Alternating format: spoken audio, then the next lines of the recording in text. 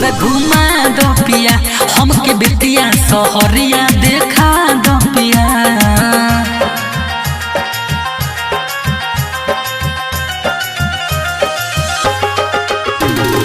रोशन recording studio Dhanaha.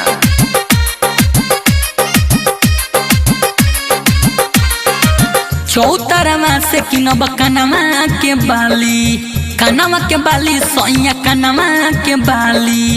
Bagaha में किनब पिया बिंदिया हो लाली, बिंदिया हो लाली सोया बिंदिया हो लाली।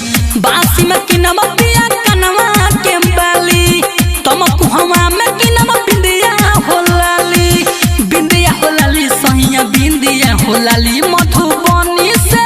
मधुबनी से पैसा उठा दो पिया, हम उठा दो पिया। हमके वाल्मीकि नहगर घुमा दो पिया, हमके मदनपुर जंगल देखा दो पिया।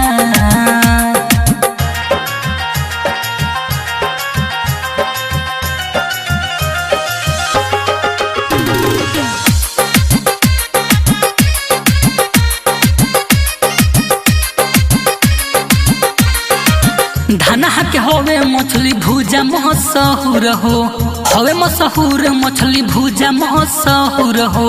खाए खातिर भिरिया लागेला भरपूर हो, लागे भरपूर यारे लागे भरपूर हो।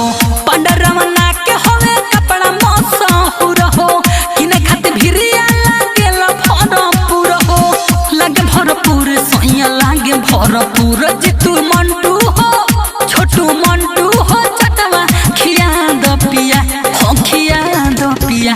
हमके वाल्मीकि नहगर घुमा दो पिया, हमके धनहा के पुलवा देखा दो पिया।